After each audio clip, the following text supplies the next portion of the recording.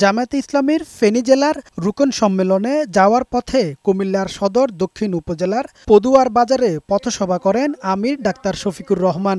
এ সময় তিনি বলেছেন, যেনতেন নির্বাচন চায় না তার দল।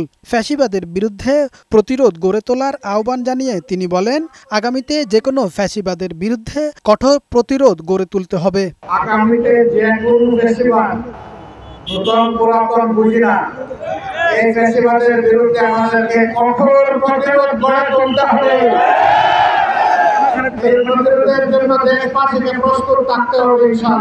শনিবার বিকেলে ফেনীতে জামায়াতে ইসলামীর রুকন সম্মেলনে যোগ দেন আমির ডাক্তার শফিকুর রহমান। তিনি বলেন, পিআর পদ্ধতির নির্বাচন ফ্যাসিজম তৈরির পথ রুদ্ধ করবে। জাতীয় নির্বাচনের আগে স্থানীয় নির্বাচন আয়োজন করার দাবি জানিয়ে তিনি বলেন, পরবর্তী জাতীয় নির্বাচনগুলো তত্ত্বাবধায়ক সরকারের অধীনে আয়োজনের ব্যবস্থা করতে হবে। আগামী নির্বাচনে আমরা কোনো প্রশাসনিক শব্দের কুটা শুনতে চাই না। আমরা কোনো ইলেকশন ম্যানুভারিং বা ইঞ্জিনিয়ারিং দেখতে চাই না।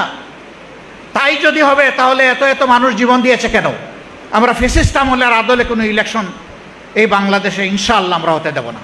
এ সময় যেকোনো পরিস্থিতির জন্য নেতাকর্মীদের প্রস্তুত থাকার আহ্বান জানান ডাক্তার শফিকুর রহমান। কামাল উদ্দিন, বৈশাখী সংবাদ।